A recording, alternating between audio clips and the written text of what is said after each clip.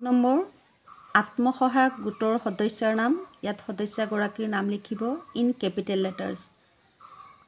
লেটাৰত লিখিব লাগিব 2 নম্বৰ আত্মসহায়ক গোটৰ নাম নিজৰ গোটৰ নামটো ইয়াত লিখি ল'ব আত্মসহায়ক গোটৰ MIS গোটৰ ৰেজিষ্ট্ৰেশ্যন নাম্বাৰটো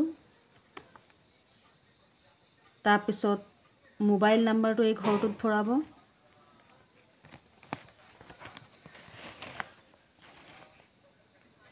জাতি সাধাৰণ অন্যান্য পিছপৰা অনুসূচিত জনজাতি আৰু অনুসূচিত জাতি যাৰ যি হয় সেই ঘৰত ৰাইট চিন দিব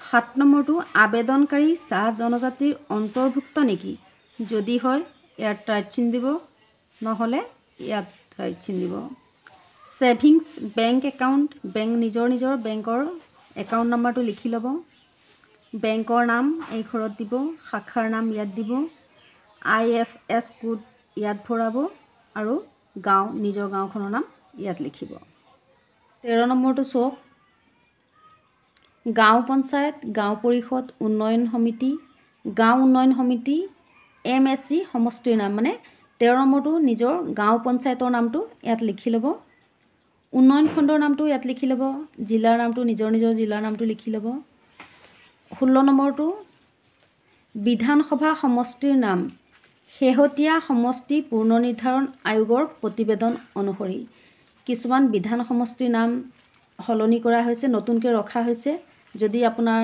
সমষ্টি নাম নতুন হৈছে তেন্তে আপুনি সেই নতুন সমষ্টিৰ নামটো ইয়াত লিখিব লাগিব খ নম্বৰটো আছে ফটোযুক্ত ভোটাৰ পৰিচয় পত্ৰ আপোনালোকৰ যিটো ভোটাৰ কাৰ্ড তাৰ মানে নম্বৰটো ভৰাব লাগিব GPK বুলি সিৰিয়েলকে নাম্বাৰ থাকে সেই নাম্বাৰটো ইয়াত ভৰাই দিব ভোট গ্ৰহণ কেন্দ্ৰৰ নাম ভৰাই ল'ব নিজৰ ভোট গ্ৰহণ কেন্দ্ৰৰ নামটো ভোট গ্ৰহণ কেন্দ্ৰৰ নং নাম্বাৰ থাকে সেই নাম্বাৰটো ভৰাই ল'ব আপোনালোকে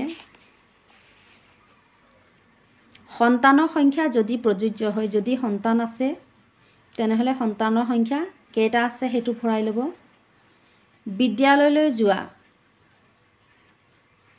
কন্যা সন্তানৰ সংখ্যা মানে বিদ্যালয়লৈ যোৱা 3 পৰা 14 বছৰ বয়সৰ ভিতৰত হ'ব লাগিব কন্যা সন্তান যদি তেওঁলোকৰ আছে আপোনাৰ যদি কন্যা সন্তান আছে 3 পৰা 14 বছৰ বয়সৰ ভিতৰত তেন্তে ভৰাব কেইগৰাকী আছে তাৰপিছত 19 নম্বৰটো আহিলে বিদ্যালয়ত কন্যা সন্তানৰ নামভৰ্তি কৰোৱা হৈছে নে নাই যদি প্ৰযোজ্য হয় যদি আপোনাৰ কন্যা সন্তান আছে 3 বছৰ পৰা 14 বছৰ বয়সৰ ভিতৰত তেনেহলে তাইৰ নামটো বিদ্যালয়ত ভৰ্তি কৰোৱা হৈছে নে নাই যদি কৰোৱা হৈছে ইয়েছ কৰিব যদি নাই তেনেহলে নকৰিব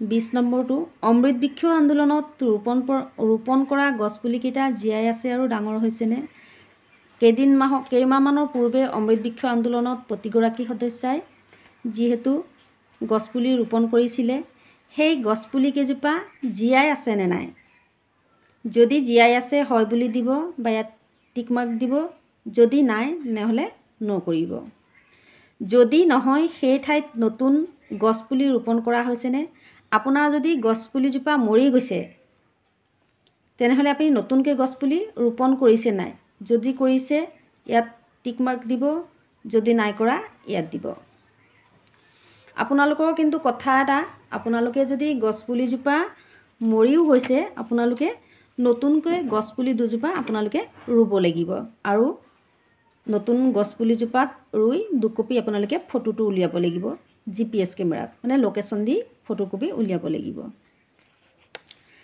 তাৰপিছত 21 নম্বৰটো চাওক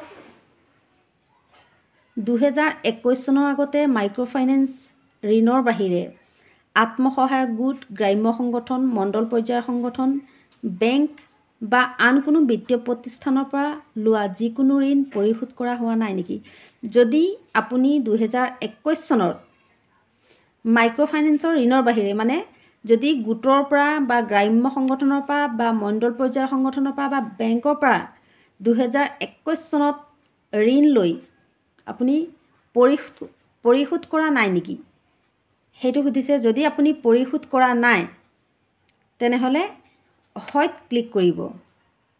যদি আপুনি লোৱাই নাই অথবা পৰিশোধ কৰি আছে তেনেহ'লে নহয়টোত ক্লিক কৰিব এই ঘৰটোত। 22টো পুঁজিৰ দ্বাৰা গ্ৰহণ কৰিবলগীয়া অৰ্থনৈতিক কাৰ্যকলাপ। আপুনি এতিয়া যিটো 10,000 টকা পাব সেই 10,000 টকাৰে আপুনি কি কৰিব, মানে আপুনি কি কাম কৰিব? গ শাখা চাওক, আপুনি গ শাখালৈ গৈ চাব লাগিব। তাত চাৰ্ট এখন আছে বা যিটো কাম কৰি আছে সেইটো আপোনালোকৰ নিজৰ পচন্দ মতে আপোনালোকে বাছি ল'ব পাৰিব। আপোনালোকে ফৰ্মখন ভালকৈ চালে দেখিব গোটেই অপশ্যনবোৰ ইয়াতে আছে। তাৰ নেক্সটটো আহিলে ঘোষণা। মই শ্ৰীমতী নিজৰ নামটো, স্বামী বা পিতৃ নিজৰ হাজবেণ্ডৰ নামটো ইয়াৰ দ্বাৰা ঘোষণা কৰিছোঁ যে ওপৰত প্ৰদান কৰা তথ্যসমূহ মোৰ জ্ঞান আৰু বিশ্বাস অনুসৰি সত্য। খ, মই ঘোষণা কৰিছোঁ যে চৰকাৰৰ পৰা লাভ কৰা পুঁজি মই দাখিল কৰা ব্যৱসায়িক পৰিকল্পনা অনুসৰি ব্যৱহাৰ কৰিম। গ, মই ঘোষণা কৰিছোঁ যে ওপৰৰ যিকোনো তথ্য ভুল প্ৰমাণিত হ'লে চৰকাৰৰ পৰা লাভ কৰা পুঁজি ঘূৰাই দিয়াৰ বাবে মই দায়বদ্ধ হৈ থাকিম। যদি আপোনালোকে ভুল তথ্যবোৰ দিয়ে তেনেহ'লে হয়তো আপোনালোকৰ চৰকাৰৰ পৰা যি পুঁজি লাভ কৰিব 10,000 সেইটো ঘূৰাই দিবলগীয়াও হ'ব পাৰে।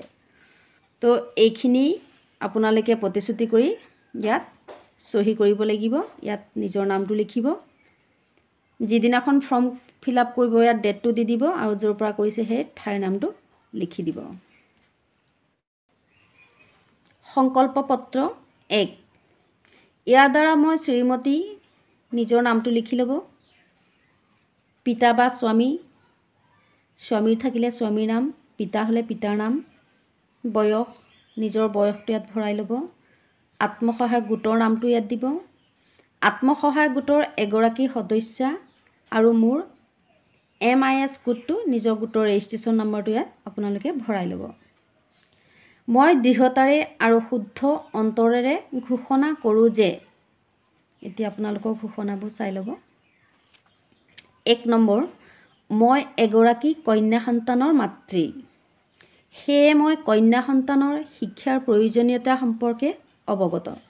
মোৰ কন্যাৰ ইতিমধ্যে অংগনবাদী কেন্দ্ৰ / বিদ্যালয়ত নামভৰ্তি হৈছে আৰু তাইৰ শিক্ষাৰ প্ৰতি মই যত্ন ল'ম। অথবা মোৰ কন্যা সন্তানৰ বৰ্তমান বিদ্যালয়ত নামভৰ্তিৰ বয়স হোৱা নাই। মোৰ কন্যা সন্তানৰ 3 বছৰ বয়স হ'লে তাইক মই অংগনবাদী কেন্দ্ৰ / বিদ্যালয়ত নামভৰ্তি কৰি তাইৰ শিক্ষাৰ বাবে প্ৰচেষ্টা চলাম। অথবা ভৱিষ্যতে মোৰ কন্যা সন্তান জন্ম হ'লে 3 বছৰ বয়সত তাইক মই অংগনবাদী কেন্দ্ৰ / বিদ্যালয়ত নামভৰ্তি কৰি তাইৰ শিক্ষাৰ বাবে প্ৰচেষ্টা চলাম। যদি নাই, যদি পিছত জন্ম হ'বলগীয়া আছে তেনেহ'লে আপুনি এই কামটো কৰিব লাগিব, মানে তাইক স্কুলত এডমিশ্যন দিব লাগিব। 2 নম্বৰ, মই ঘোষণা কৰোঁ যে ওপৰত উল্লেখিত যিকোনো তথ্য ভুল বুলি প্ৰমাণিত হ'লে চৰকাৰৰ পৰা লাভ কৰা ধন উভতাই দিয়াৰ বাবে মই দায়বদ্ধ হ'ম। আপোনালোকে ভুল তথ্যটো দিব নোৱাৰিব। তাৰপিছত আবেদনকাৰী স্বাক্ষৰ, আপোনালোকে এইখিনি কথাৰ এগেইনষ্টত ইয়াত চহীটো কৰিব লাগিব। তাৰ পিছৰটো আহিলে সংকল্প পত্ৰ 2। ইয়াৰ দ্বাৰা মই শ্ৰীমতী নিজৰ নামটো লিখি ল'ব। পিতা বা স্বামীৰ নামটো লিখি ল'ব। বয়স নিজৰ বয়সটো ইয়াত ভৰাব। আত্মসহায়ক গোটৰ নামটো লিখি ল'ব ইয়াত। আত্মসহায়ক গোটৰ এগৰাকী সদস্যা আৰু মোৰ MIS কোড গোটৰ ৰেজিষ্ট্ৰেশ্যন নম্বৰটো ইয়াত ভৰাই ল'ব। মই দৃঢ়তাৰে আৰু শুদ্ধ অন্তৰেৰে ঘোষণা কৰোঁ যে 1 নম্বৰ, মই এগৰাকী সাধাৰণ শ্ৰেণী / অন্যান্য পিছপৰা শ্ৰেণীৰ অন্তৰ্গত মহিলা। মই মোৰ সন্তানৰ সংখ্যা 3টাতকৈ বৃদ্ধি হ'বলৈ নিদিয়াৰ সংকল্প গ্ৰহণ কৰিছোঁ। যদি ইতিমধ্যে মোৰ 3টা সন্তান জন্ম হোৱা নাই তেন্তে মই মোৰ সন্তানৰ সংখ্যা 2টাতে সীমিত ৰাখিবলৈ প্ৰচেষ্টা চলাম। এই ক্ষেত্ৰত মোৰ স্বামীৰ সন্মতি আছে। মানে যাৰ যি প্ৰযোজ্য হয়, মই এগৰাকী অনুসূচিত জাতি / অনুসূচিত জনজাতি / মৰাণ সম্প্ৰদায় / মটক সম্প্ৰদায় চাহ জনজাতিৰ অন্তৰ্গত মহিলা, এওঁলোকৰ কাৰণে এইটো মানে মই মোৰ সন্তানৰ সংখ্যা 4টাতকৈ বৃদ্ধি হ'বলৈ নিদিয়াৰ সংকল্প গ্ৰহণ কৰিছোঁ। যদি ইতিমধ্যে মোৰ 4টা সন্তান জন্ম হোৱা নাই, তেন্তে মই মোৰ সন্তানৰ সংখ্যা 3টাতে সীমিত ৰাখিবলৈ প্ৰচেষ্টা কৰিম। এই ক্ষেত্ৰত মোৰ স্বামীৰ সন্মতি আছে। তাৰপিছত 2 নম্বৰ পইণ্টটো চাওক। মই ঘোষণা কৰোঁ যে ওপৰত উল্লেখিত যিকোনো তথ্য ভুল বুলি প্ৰমাণিত হ'লে চৰকাৰৰ পৰা লাভ কৰা ধন উভতাই দিয়াৰ বাবে মই দায়বদ্ধ হ'ম। যদি আপোনালোকে কেনেবাকৈ ভুল তথ্যটো দি থৈছে, তেনেহ'লে পিছলৈ হয়তো আপোনালোকে এই টকাখিনি চৰকাৰক ঘূৰাবলগীয়া হ'বও পাৰে। আবেদনকাৰী স্বাক্ষৰ আপোনালোকে নিজৰ চহীটো ইয়াত কৰিব লাগিব। মোৰ উপস্থিতিত আবেদনকাৰীয়ে ইয়াত মানে আবেদনকাৰী মানে সাক্ষীৰ মানে একচুৱেলি স্বাক্ষৰ হ'ব।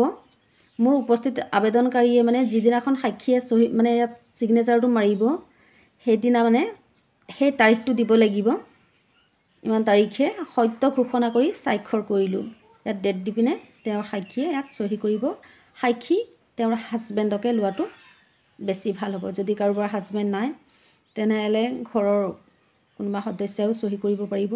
যদি মানুহগৰাকী কোনো নাই, তেওঁৰ ঘৰো নাই, মানে ওচৰ চুবুৰীয়া যদি থাকে তেওঁ কৰিব পাৰিব, অথবা গোটৰ প্ৰেচিডেণ্ট ছেক্ৰেটেৰীও কোনো নাথাকিলে তেওঁ চহী কৰি দিব পাৰিব।